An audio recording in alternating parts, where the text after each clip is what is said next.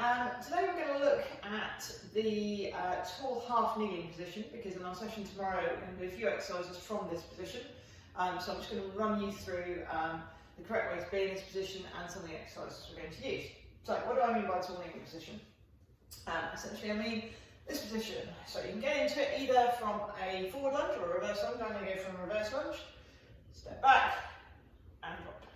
So what you're looking for in this position, right angles, right angle front leg, right angle back leg.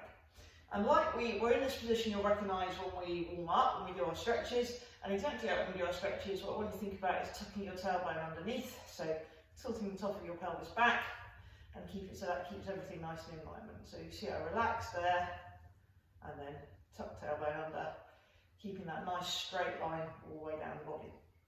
Other thing you want to watch out for, and I'll show you it from this side, is that your hip doesn't kick up like that. So there's quite a tendency for that side hip bone to kick up, so you want to make sure everything is square. Your feet are going to be directly underneath your hips to start off with, so just imagine you're on train tracks. As you progress through this exercise, you want to make it slightly more challenging. You can bring that front foot across so your base is narrower, but obviously that's more challenging on the balance. So what exercise are we going to do from here? Well, we're going to start off with doing some presses.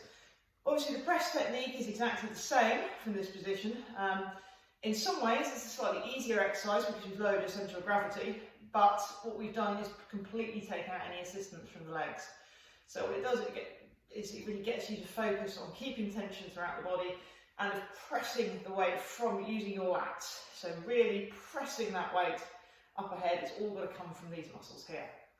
So you can either press two hands, so tuck my tailbone under, nice and tight, press. What you really want to watch, particularly the two-hand press, is that you're not leaning back like that.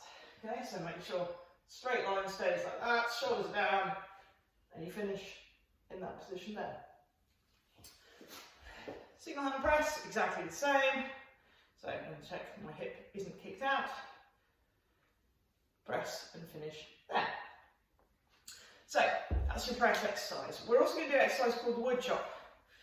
For this, you're going to take your kettlebell, you're going to probably hold it by the bell, however is comfortable for you.